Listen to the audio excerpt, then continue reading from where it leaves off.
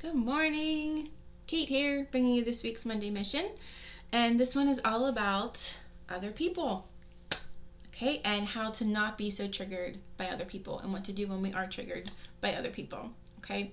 So before we get into the work for this one, there are two truths that we are going to have to accept in order to do this work. And the first one is that people can do whatever it is they want to do, which I know is super frustrating. But it's really empowering too, right? Because that includes us. So that means we can do whatever it is we want to do. But at the end of the day, we have to realize that other people can do and say and choose whatever it is they want. Okay? The other hard truth that we have to accept is that we are not mind readers. Right? So a lot of times, us getting triggered by someone else or upset by other people is often the result of us thinking that we know the thoughts that are going on in their brain.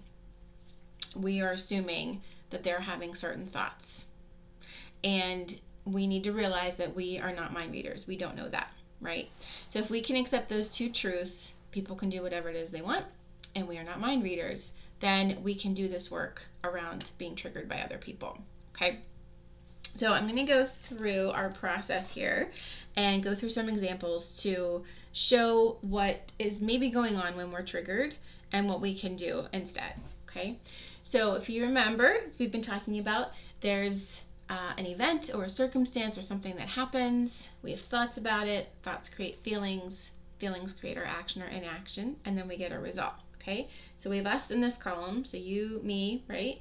And then them, the other person. Notice that they're the same. So the other person is going through the same process. And the one thing I want to make clear here is that the event or the circumstance is completely neutral, okay?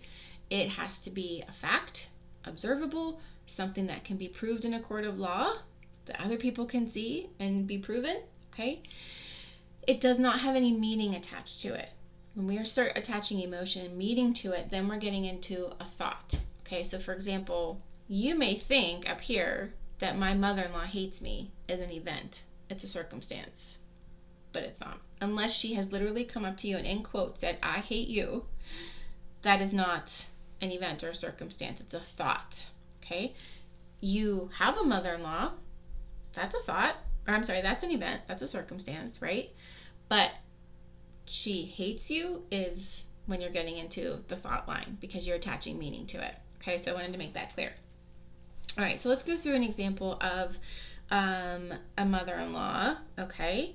And let's say that she came over unannounced to see the grandkids. Okay, so that can be a circumstance. That was proven. She did not call first, and she came to the house. Okay, you get triggered by this. Okay, and here's why. Because you start having thoughts. How dare she? This is going to throw all of us off. The baby's not going to nap. The house isn't clean. I had errands that I wanted to run. They're going to bring treats, and then their lunch is going to be ruined or their dinner is going to be spoiled. And it just starts going, all these thoughts, right? And then those thoughts create your feelings of being annoyed and irritated and frustrated and angry, right? And then you may start to be passive aggressive. You might be short with her, snippy. You may withdraw completely and just not talk. You may do things that, make them feel very unwelcome. Okay? And then the result could be that they leave early, or she leaves earlier than she planned, or she stops coming by at all, right?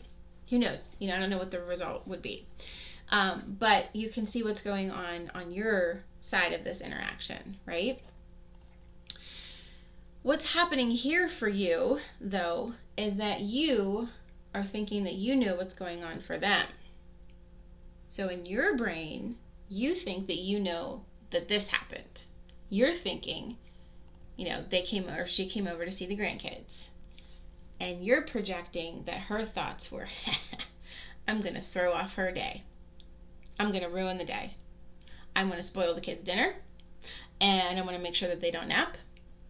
And I have no disregard, for anything that they want. I want to see the grandkids, and I have every right to see the grandkids, and I get to, and I should, and okay?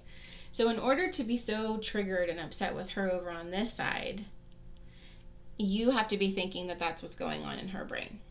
But what may actually be going on in her brain is that she came to see the kids, or she wants to see the kids. That could be the same over here. She wants to come over and see the kids. And the thoughts are, I'm going to surprise them. They love to be surprised. And I'm going to bring this really great treat for them because they love when I come and bring them treats. And I haven't seen them for a while, and I really just want to see the grandkids. And, they won't mind if I just show up. I have some time in my day today, and the weather's nice, and I'm going to head over. So that might very well be what's going on for her in her brain. And it has nothing to do with trying to ruin your day or show her power or show that she can just do whatever it is that she wants, right? So a couple things you want to be doing there is realizing that or that the thoughts that you're projecting sound a little bit ridiculous, right? The thought that she's just doing this to ruin your day, probably not the case, right? So realizing that there may be something going on for her differently on this side and being open to that. And then when you're not thinking, she does this all the time and their naps can be ruined, that you can start to think of it this way. My mother-in-law came to see the kids. They get to spend time with their grandma. They love spending time with her grandma. She's going to bring a treat and they're going to have fun. And I can actually get some laundry done, or I can go run an errand, or I can do whatever. And then your feelings are, wow, that's so awesome that she did this. And that I have this help and I have this support and whatever. Okay? You can choose to think of it that way because there's no thought that you have to have. Your thoughts are not facts. You can choose whatever thoughts you want to have about the situation. All right, so let's try another one. Let's say your partner didn't take the garbage out again. All right, didn't take the garbage out. Your thoughts are, good Lord, I have asked 15 times. He never follows through. He never does what I ask of him. I have to do everything around here. He doesn't love me enough to do what I asked. Right? So then you start to have feelings that you're not loved and you're overwhelmed and you don't have any help around the house and you're unappreciated. And then whatever your actions are, it's just going to flow in that negative path, right? And in order for you to have those thoughts, he doesn't love me enough to take out the garbage after being asked, what you're saying, what you're projecting is that his thought must be, I'm not taking the garbage out. I hate her. So I'm just not going to take the garbage out again because I don't love her enough. If I loved her enough, I would take the garbage out, but I don't love her enough, so I'm not going to take the garbage out. Do you see how ridiculous that sounds? Right? But we all do it. We've all been here. There's no judgment here. We've all done it. But when you think about what you might be projecting onto them, it sounds a little ridiculous. And then you can have some compassion for yourself and for them. Okay, maybe what happened is that he was asked to take the garbage out again, and he thought, I'm going to get it in the morning, first thing in the morning before work, I'm going to get the garbage out. Then he's late for work and completely forgets, doesn't take it out again. Had nothing to do with how much he loves you or doesn't love you, right? It just didn't happen. It is what it is. Embrace the isness of it. He didn't take the garbage out. Okay. We don't have to attach all this meaning to it, right? And it's the result of us projecting his thoughts into his brain and thinking that we know what they are, right? All right, so let's do one with our kids, okay? Let's say the kids don't take their dishes over after dinner or clean up after themselves, and you start to have thoughts about this. Why won't they do this? I've asked them how many times. Even when I raise my voice, they still don't do it. They don't remember. I have to remind them all the time. They just don't respect me enough. If they respected me as a parent, then they would do it. Okay? And then obviously the rest that follows is negative. It doesn't feel good. Okay? Again, what you're projecting into their brain is that they're actually having the thought, I don't respect mommy. If I did respect her, I would clean up my dishes. But I don't. I have no respect for her whatsoever, so I'm not going to clean up the dishes. Again, see how ridiculous that sounds? Right? So, kids are kids, and have some compassion for yourself on this part and for them, and figure out a different way to remind them, or to set up the environment so that they're more inclined to remember or to do it. Or just realize that you are going to have to remind them for a while longer until they get in the habit of doing it themselves, right? So there could be many reasons that they didn't do it.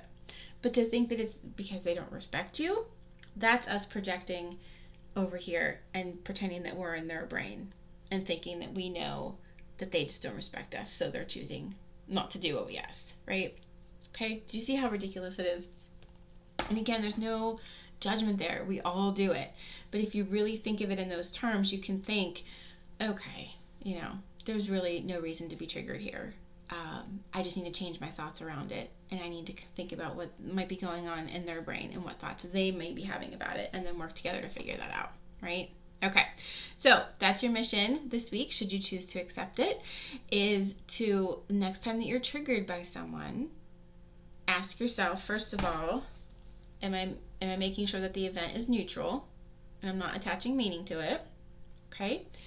And really think about what your thoughts are around it, and then see if you're projecting into their process here, and see if you're putting thoughts into their brain, right?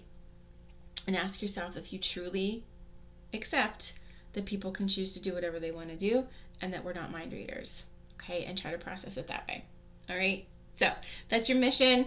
As always, share with me what comes up with you. Even you can share an example of something that triggered you, and I can walk you through the process, right? This isn't something that you're going to be able to do overnight and just, do like that. So reach out to me, let me know, and can't wait to hear from you. All right, have a good day.